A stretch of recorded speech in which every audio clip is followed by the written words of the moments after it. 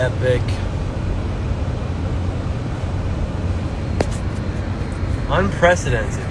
Unprecedented for heck off commie. What is this, a 3:20 in the morning live stream when we're still going to get a couple hundred people? That's epic. So here's the thing. Given the circumstances that we're in, which is me driving, I'm not going to read the chat, mainly because I've done that before, because I'm actually a very skilled, distracted driver for reasons that we will not get into. But people in the chat always start like white knighting for my safety, which is like understandable. I appreciate it. The point being, I've been, I guess I would say I've ghosted a little bit in the last few hours rather, while sort of watching this play out. So I was just going to kind of share my thoughts on it to catch everybody up to speed while I go home. Got to go blankie mode, very tired. I haven't slept or eaten really at all, because the things that you need to do to like have energy, sleeping and eating, turns out I haven't needed in the last few days because I've just been so high energy. But now we're at a point where there's not a lot that we can do, in that we've already voted, and now literally all that there's left to be due. See, low IQ moment, need sleep mode. All that there is left to do is to be vigilant and to pray, because at this point it's out of our hands, and we have to pray and hope that President Trump is really aggressive with these people, because it is my belief, and actually not even that, it's my understanding, that as of right now, President Trump has won the election in a very, holy crap, 400 people at 3 in the morning. This audience is epic. Side note, but the math is on our side. You're looking at Georgia, you're looking at North Carolina, which I called 6 hours ago. It was a very easy call for me to make. You know, I joke around like, oh, it's just I'm a genius, which is true. But the call was made because, you know, I do analyze trends and I do interpret data. But these mainstream media outlets are refusing to make these calls, and their cope for that, or I guess the rationalization for that, is that they're anticipating turnout that would sway the results towards Biden in a way that just isn't mathematically or pragmatically possible. So they refuse to call Georgia, they refuse to call North Carolina, which, okay, whatever. But again, these are all things that we basically expected to happen.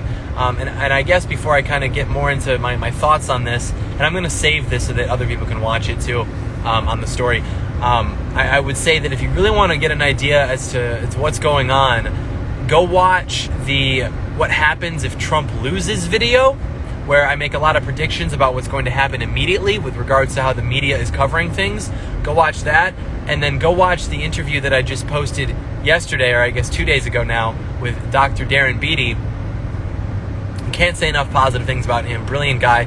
And literally his prediction, I mean, his prediction is coming true, I'm afraid. And it's scary because it's not something that is necessarily good for us. And so, here's a police officer. We love our cops, don't we? Is it illegal to drive with your lights on? Dad always made it seem that way. They're always like, oh, you can't drive with your lights on. It's distracting. No, it's not. No, it's not. Oh, he's looking at me. And he knows that I'm looking at him because my dome lights are on, or whatever these are called. Officer, don't you know that I support Blue Lives Matter? Officer, don't you know that I back the blue? Hold on. I am not using my phone. I'm just vibing. Epic. Okay, as I was saying, you have to go watch that interview that I did with Dr. Beatty. Very informative, gives very good insight into what's happening literally right now. But back to the election. Right now, everyone's gone to bed. No one's counting votes anymore. And President Trump came out and he gave a very good statement on what he interprets the current standing of the election to be, which is that he won. And if you're looking at Wisconsin or Michigan or Pennsylvania or even Georgia, the numbers by which Trump is up are irreparable for the Democrats, unless there was some sort of fraud. The margins that he is up, even taking into account the cities and the counties that are still, counting ballots that were posted earlier, that came in the mail, like it is at a point where Trump is at such a substantial margin in each of these states where there is no scenario where they legitimately win.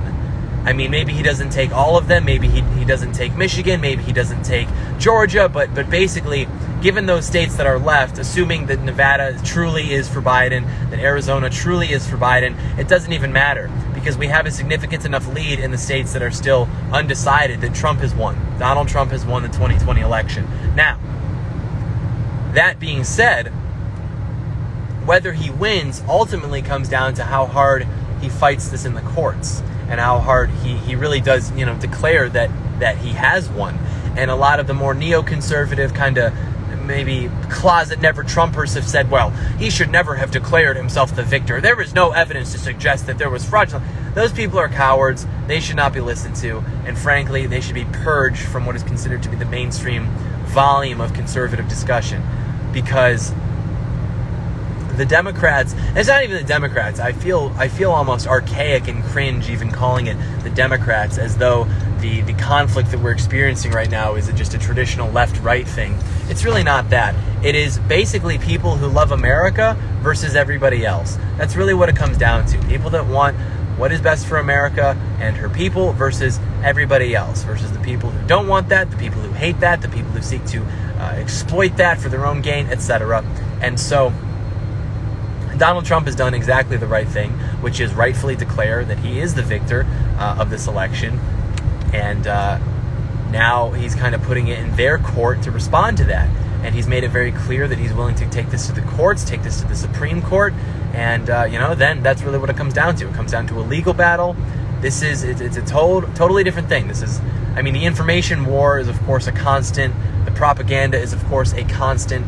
But as far as the practicality and the way forward for how we go about besting this and winning this, ultimately, it is now a legal battle. And so really all we can do at this point is pray for President Trump, watch over him, and pray for good people to do their jobs, and pray for evil people to get into car accidents in Minecraft, because they're trying to steal this election. They're trying to, oh, look, we found 300,000 ballots that were lost. Oops.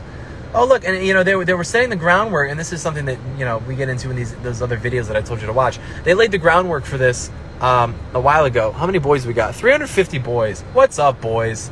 Go to bed. I appreciate the tuning in, but, we need some rest, man. We've worked hard. Well, someone's got to. We have to, so that all the other guys can go be like, dude, what beer am I going to drink this weekend? What girl am I gonna put my pee-pee in this weekend? We have to be high IQ, and we have to be disciplined, because it is as an acknowledged fact that 90% of guys aren't going to be that way. Hopefully we can make that ratio a bit more favorable in the future, but it's just the reality of the situation for the time being.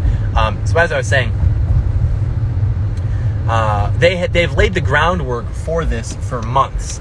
Even in the summer when they were running simulations for the election scenario, and they said that the only way that there would be a peaceful transfer of power is if it was a Joe Biden landslide, which is why they were reflecting that in their polling. The financial clickbait incentives aside, that was because they wanted to demoralize people, and it's going to be a Biden landslide, which is another thing that is indicative of the fact that it's totally rigged. The pollsters were indicating that this would be over in a jiffy. It would be an early night. We could all be in bed. It's not even night. It is tomorrow, and I'm still up, and a lot of people are, but they've gone home. They gave up. So the point being that, can I turn here? We're going to find out.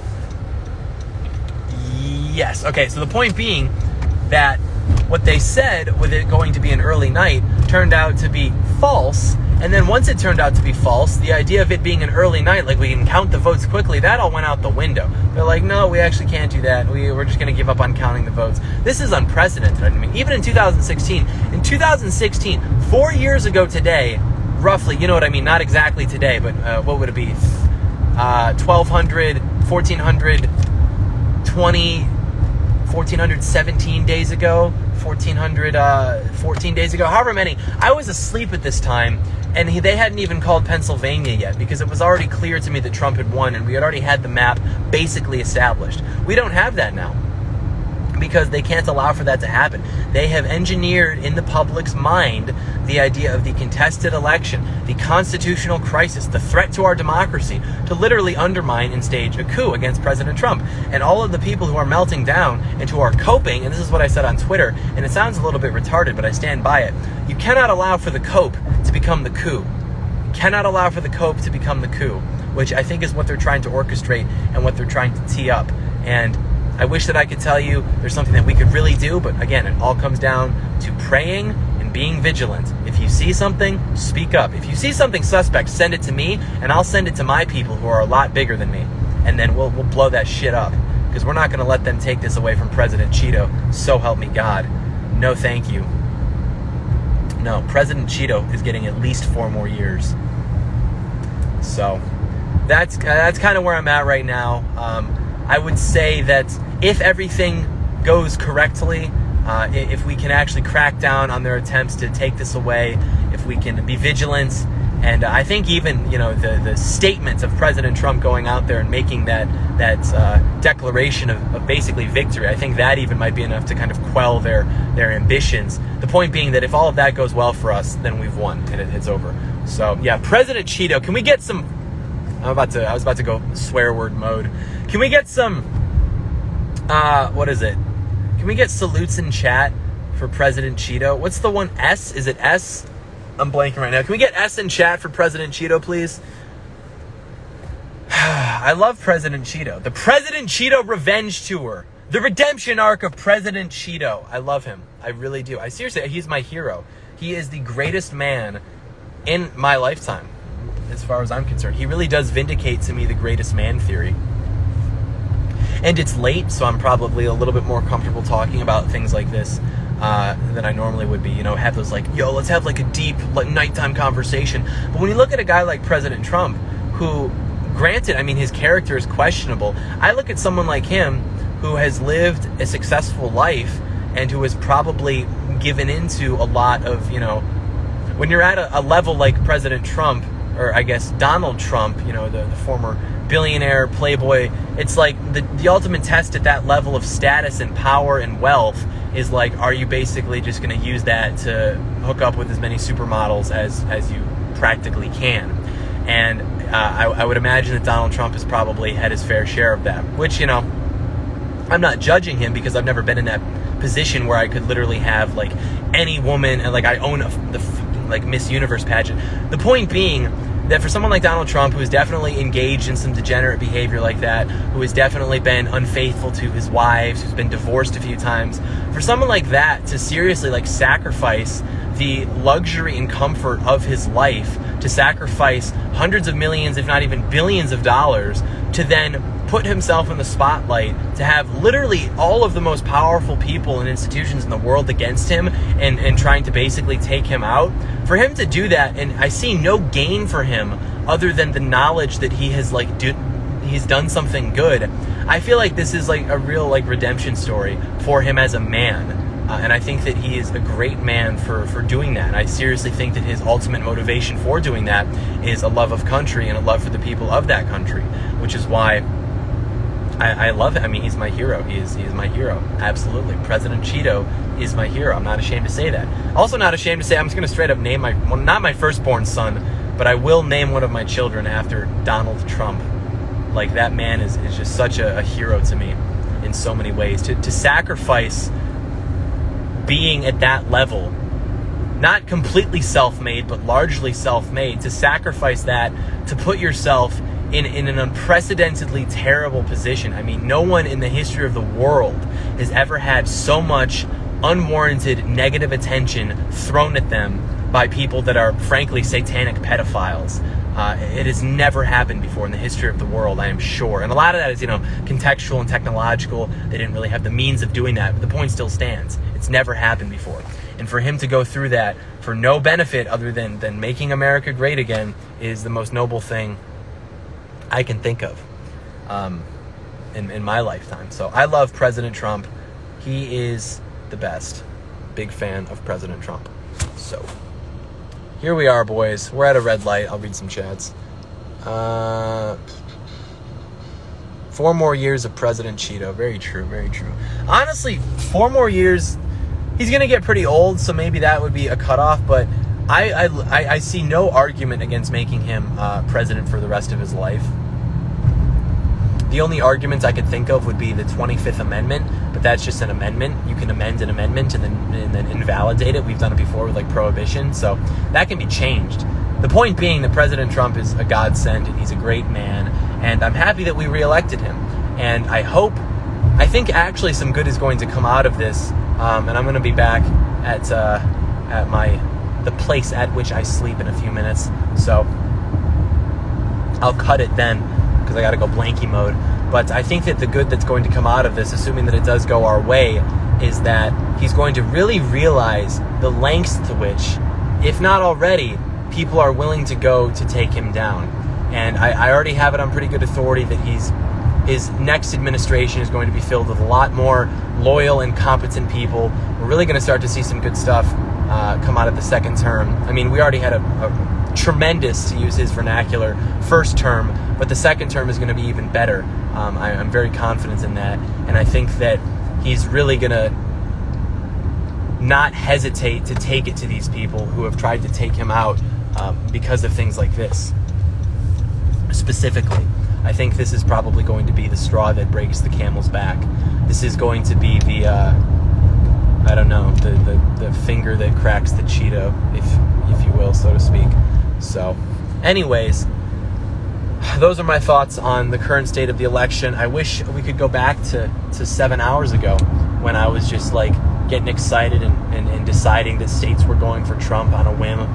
Not on a whim, I did have reasoning, but the point being, I hoped, and I had hopes that this wasn't going to happen.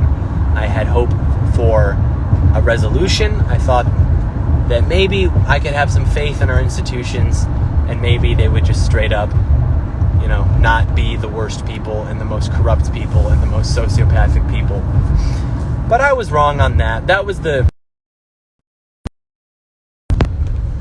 sorry, it lagged out a little bit. That wasn't really a surprise. I guess I was just kind of naively optimistic that they wouldn't be, the worst. The big surprise tonight for me was probably Arizona going blue. Or I guess, not officially, but Fox News, I think, prematurely called it going blue. But, if it is blue, whatever, we don't really need that given the current models that we're working with, which are in our favor. That was a surprise. What was another surprise tonight? That was basically it. Literally everything else we anticipated. Certain things less likely than others, certain things more likely than others, but ultimately not a whole lot of surprises. So, anyways, that's basically where we're at. I guess I'm gonna park here, and then I'll read some of these chats, and I'm gonna go blanky mode. So, yeah. Anyways, overall is what it is. President Cheeto, I think he's gonna get 4 more years. I really do. I think President Cheeto gonna get 4. Do we want to see President Cheeto merch? I said it once as a joke, but now it's kind of like the N-word. Like they call him a Cheeto, and then I called him that once because I was mad at him, but then I kind of liked it, so now I just call him President Cheeto as like a term of endearment. It's kind of like the N-word, right? Like we took their pejorative, we took their anti-Trump epithet, and then we made it ours, right? It's like our N-word. That's epic. Just joined in. How long do you think until they finally concede that Trump won? I really don't know, to be honest with you, because this could go into the courts. This could be tomorrow morning. This could be a week from now. This could be December. I really don't know. So.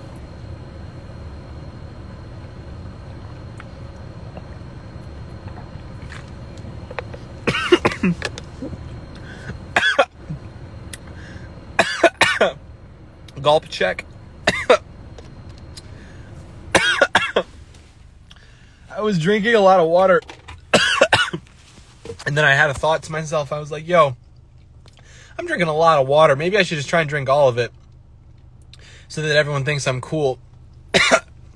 And then I got distracted by that thought, and then I forgot to put it in my stomach, and then I put it in my lungs accidentally. So, anyways, we're good now. All right, boys. So I guess we're probably gonna call it. I'm gonna save this to the story if I can, so that other people can watch it and kind of catch up on my general take on things. Because there was a period where, and also, I was gonna do a stream tonight, like, an actual election stream, but gamer moment. I kind of just wanted to watch it with my family, so that's what we did. It was a good time, some 2016 nostalgia. So, anyways, bro, I'm fine. Relax. We're gonna be fine. I'm gonna be fine. Anyways, so I'm gonna cut it. I'm gonna go blankie mode. We'll do more updates tomorrow. Hopefully, we find something out tomorrow. John, can you please date my sister? No. Do you see do you see this hat? Does this hat say looking for sisters to date? No. It says make America great again. I'm a man with a mission. Okay. So yeah. Anyways, we're gonna hopefully do some of that tomorrow. Get some updates. Keep you guys posted. And yeah, we will make America great again, even if not in the next 4 years. Like, we ultimately will win. Not only in a spiritual sense, like if you think about it like in the sense of like Christ, but that's true in itself. But I really do think that even on earth, we will eventually win, inevitably win. But again, if not, we got goal line defense up at the pearly gates, and satanic pedophiles aren't getting in. They're going to get yeeted into a lake of hellfire, and then me and Jesus and you guys are going to do some Fortnite dances and point at them and laugh. Or maybe not laugh. Maybe that wouldn't be very humble of us. We will do a Fortnite dance, though. We're definitely going to do the Fortnite dance with Jesus. So anyways, very epic, boys. Good night. I love you. God bless you. Make America great again. You guys are epic. You're incredible people. Very fine people. Very fine people. Stand back and stand by. And we're going to make America great again. But for now, we go blankie mode. So good night. Good luck and good night, boys.